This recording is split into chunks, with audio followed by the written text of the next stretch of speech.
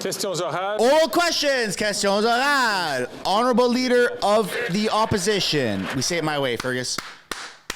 Minister back from his $80,000 vacation, which he got for free. He said, like most Canadians, friends welcomed him for that vacation. He took two, not one, but two private jets paid for by the taxpayer, burning 100 tons of greenhouse gases into the atmosphere. He wants to tax the heat and the food of Canadians. Did he pay the full carbon tax on each of the 100 tons of emissions that he put into the atmosphere as part of his $80,000 vacation? Wow. The Right Honourable Prime Minister. Speaker, the Conservative leader has simply no plan to address climate change in this country, no plan to increase the resilience of our communities in the fight against climate change. Warming climate causes droughts. Droughts damage crops. Damaged crops increase the cost of groceries. And yet, the Conservative Party cannot even agree on whether or not climate change is real. Mr. Speaker, we will achieve our emissions reductions, all the while sending Canadians checks to help with the costs of rising prices. They're a real solution. They're rising because of you, buddy. Position. Well, he says that greenhouse gas emissions are driving up grocery prices. He put 100 tons of those emissions in the atmosphere for his personal vacation. This is high tax, high flying, high carbon hypocrisy. Yep. Meanwhile, Canadians in Edmonton were facing minus 50-degree temperatures on which they were paying carbon taxes just to heat their homes and stay alive. Given that he gives himself a free vacation at other people's expense, will he at least allow Canadians to heat their homes without his tax? Yeah. The Right Honourable Prime Minister. The Conservative leader likes to talk about the challenges Canadians are facing on the cost of living, but he refuses to take action in support of them.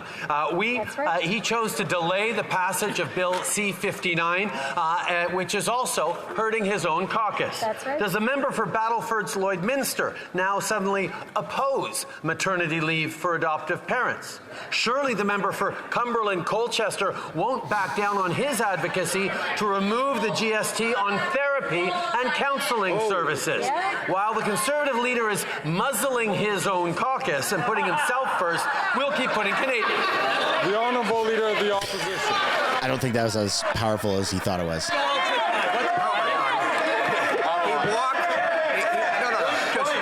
This one is just too easy. He walked into it. He had to muzzle a member from Newfoundland who called for an end to his leadership, joining another senator who did the same, because they understand that their constituents are literally starving and unable to heat their homes because the Prime Minister is quadrupling the carbon tax, doubling housing costs, and giving the worst inflation in 40 years. Why won't he listen to, instead of intimidating his member for Newfoundland, and put his leadership up to a review for... The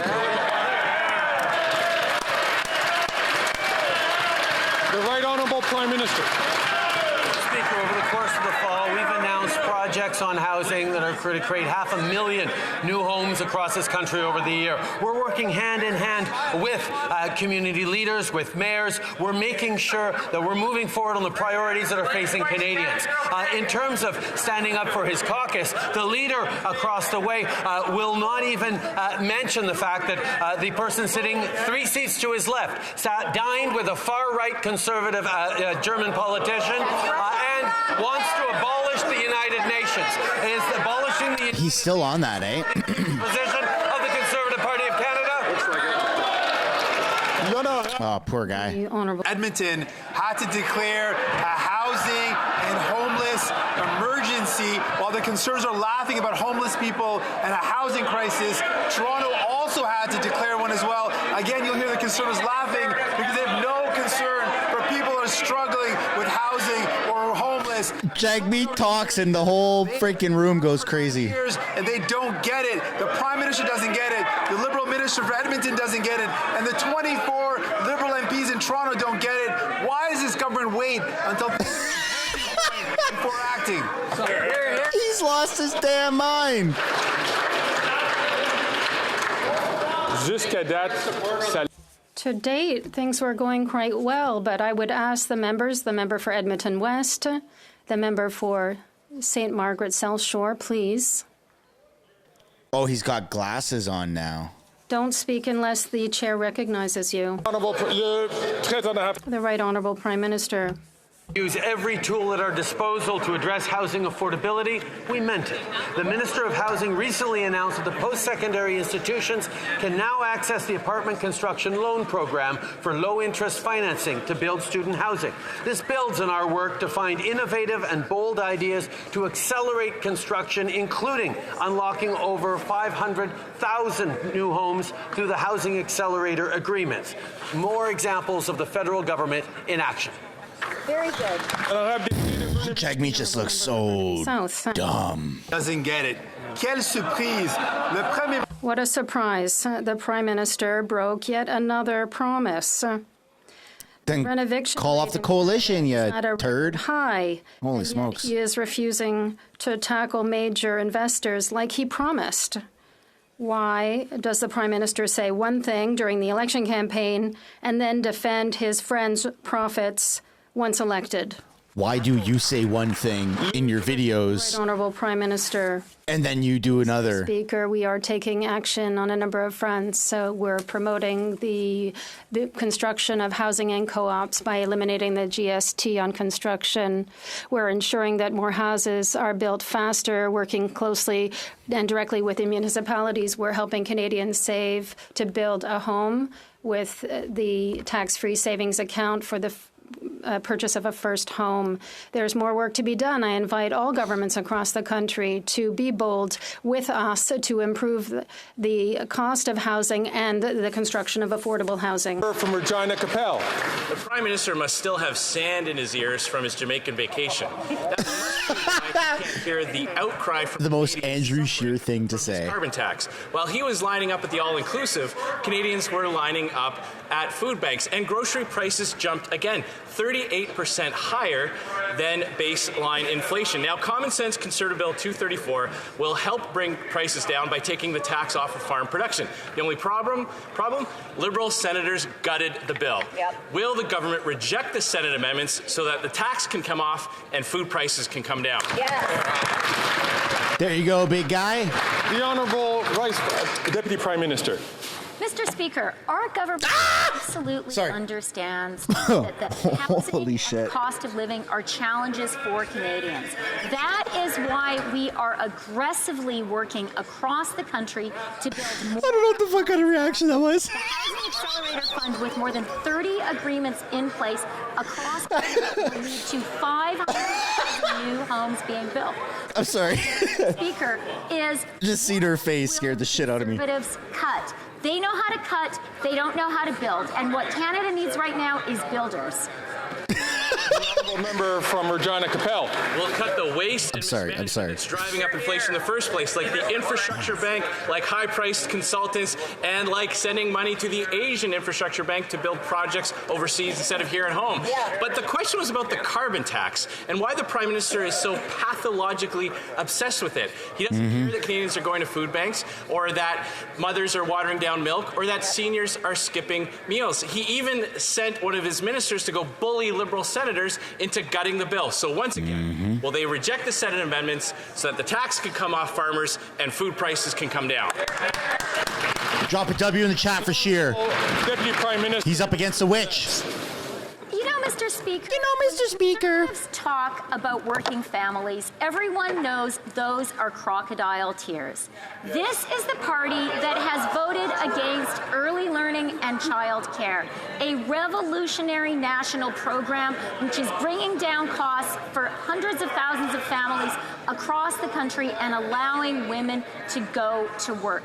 These Conservatives have voted against the Canada Child Benefit, a huge support for families across the country. And, Mr. Speaker, they're going to vote against dental care, too.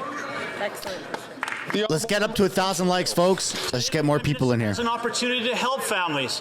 and help families struggling with high food costs. Bill C-234 is back in the House after Liberal-appointed senators delayed and gutted that bill. This is a common-sense Conservative bill that will give carbon tax carve-out to farmers and ensure that Canadians have access to affordable Canadian-grown food. But when the Prime Minister quadruples his carbon tax, farmers will pay $1 billion a year, driving up food costs even higher. So will the Liberals reject the Senate amendments, take the carbon tax off farmers, and lower food prices for Canadians? The Honourable Deputy Prime Minister and Minister of Finance. Let me tell you what is common sense for working families across our country. It is common sense to have a national system of early learning and childcare with fees reduced by 50% across the country and down to $10 a day in 7 provinces and territories. It is common sense to support hardworking families with the Canada Child Benefit that has lifted millions of children and families out of poverty. And it is common sense to do what we're going to do this year, which is provide dental care to our seniors, having provided it. Dude, she just reminds me of a witch riding a broom. There's this government's false perception of reality, and then there's the reality that everyday Canadians are experiencing. I would invite the member to consider what the reality actually is. Yep. She could only come down from her high horse and enter into the everyday life of Canadians she might understand. Not everyone lives in downtown Toronto and has access to the luxuries that she does. Canadians are struggling. They are struggling to put food on their tables. They are struggling to pay their heating bills. They are struggling to be able to care for their families. Record numbers of Canadians are using food banks, and it has a lot to do with the carbon tax, which is scheduled to increase on April 1st. Will this government axe the tax? The Honourable Deputy... I'd drop a W in the chat for that. You know, Mr. Speaker? It's the case that the vast majority of Canadians do not have access to the luxuries that the Leader of the Opposition enjoys. Government-provided housing, a chef, people caring for his home. So let's be fair. People who live in glass houses should be more careful about throwing stones. When it comes to the price on pollution, that returns more money to 8 out of every 10 Canadians. Families in Alberta will be getting more than $1,000 back. That helps them. Hear, hear. Every time the Prime Minister... Oh, let's go, Melissa! ...vacation he didn't pay for, or Cabinet decides to have a meeting in a luxury hotel, more Canadians are without a home that's affordable, and even more are worried about losing it. After 8 years, they've doubled the cost of a home, the price of rent, and a down payment that you need to buy one. Interest payments on a mortgage are going up a staggering 30% this year. 8 years of Liberal NDP government's inflationary spending has made owning a home unattainable. So how can anyone trust the people that created the crisis to fix it? The Honourable Who's going to stand up? Infrastructure and Communities. Mr. Speaker, the opposition... the guy who lost 1 million people. The anxieties that people are experiencing that are very real when it comes to housing affordability in this country. However, when you actually look at the plan they're putting forward, it's clear they have no idea what they're talking about. Where we are reducing taxes for home builders, they want to put taxes back on. Where we are making investments to promote affordable housing, they plan on making cuts. In fact, they want to do away with the Housing Accelerator Fund, which has now created 30 agreements that's going to see 500,000... He is wearing shoulder pads, isn't he? We will build the homes, they will make the cuts. Canadians can make their choice. Hear, hear. The Honourable Member from Thornhill. Speaker, those are photo ops the minister is talking about. Home construction was actually down 7% last year. That's even worse than his nameless predecessor who was fired from the gig. You cannot live in a photo op. The videos won't bring warmth to the 300,000 people without homes. His tweets won't help the single mom who's trying to make her mortgage payment next month. And his press conferences will not help the thousands of young people trying to move out of their parents' basement. Why won't he stop subsidizing the bureaucracy who are blocking construction and focus on getting builders with shovels in the ground? That's right. The Honourable Minister for Housing, Infrastructure and Communities. What the Conservatives dismiss as photo ops are binding agreements with cities that have led to them to already change their rules to get more homes built. What they dismiss as press conferences included a new measure this morning that's going to extend low-cost loans to colleges and universities and builders to help those young people find a home and to free up supply in communities. And if they are concerned with housing stats as the appropriate metric, I would point out never once when the opposition leader was the housing minister did he get as many homes built as we did last year. Hey! The honourable member from Kelowna Lake Country. After 8 years of this NDP Liberal government, Canada's housing crisis keeps getting worse. Canada saw over 17,000 less housing starts in 2023 than in 2022, and the average asking rent in British Columbia is now $2,500 a month. Working class people are living in their cars in parking lots, and their own housing agency even said that there is no plan to build the number of houses that Canadians need here in this country. This Prime Minister is just not worth the cost. When will the Prime Minister have a plan to build houses, not bureaucracy? Let's go. We almost got 3,000 people watching live. Let's try and get, 1,200 or 1,500 likes. Plan to build houses. In fact, we have a plan to build houses in real communities. Let's take the honourable member's constituency as an example. She represents the good people of Kelowna. Not only have we put programs in place that supported affordable housing in her community, we have invested $31.5 million to change the way that homes get built permanently in Kelowna. This is going to add up to 20,000 new homes to stock in the cities that she represents. And on both the plan to change the way the city builds homes and the specific project, she voted against the programs that fund them. I think we can rest our case, Mr. Speaker. In just 2 years, this Liberal NDP Prime Minister has doubled the interest payments on his explosive debt. That's more tax dollars going to bankers, bondholders, and this Finance Minister's Bay Street buddies than on health care. After 8 years, this Prime Minister is not worth the cost or his waste, like the $35 billion infrastructure bank that's built 0 projects, yet line the pockets of Liberal cronies. When will this Prime Minister cut the waste, cut the corruption, fix the budget to bring home lower prices, bring down inflation and interest rates? The Honourable Deputy Prime Minister and Minister of Finance. Mr. Speaker, we've already heard Conservative hypocrisy. Now we are hearing Conservative alarmism. So let's set the facts straight. The reality is Canada's public finances are sustainable, and that's not me talking. That is the credit ratings agencies, which have awarded Canada a AAA rating. It doesn't get better than that. But the real question Canadians need to ask themselves is what would the Conservatives cut in their reckless and ideological pursuit of austerity? We've heard about them from healthcare. That's the first place they would go to make cuts. The honourable member from Calgary Forest Lawn. Well, first we're going to cut the amount of Liberal seats in this House and replace them with a common sense. Oh, he said the thing! There is Finance Minister some free Drop some W's in the chat, folks. Why don't they cut woke policies like an axe the carbon tax to bring down the cost of gas, groceries, and home heating, and pass Bill C-234 for our farmers? Why don't they cut the $20 billion this Prime Minister gives to Liberal consultants to cover up the incompetency by his own cabinet? After 8 years, we all know this Prime Minister is not worth the cost. When will the Liberals fix the budget to bring down inflation and interest rates already? Wow. Prime Minister, that was incredible. I'll tell you one thing we know they would cut for sure, because that's what their votes during the marathon voting session showed. They would tax shamefully our support for Ukraine. They would cut tax. Ukraine. Taxes. The Conservatives want to spend more donating to Ukraine than the Liberals do. They want to cut the tax here in Canada. Why do they support Putin? Have they no shame? They do not. The Conservatives are very vocal about their support for Ukraine. It pisses a lot of people off, but that's the fact.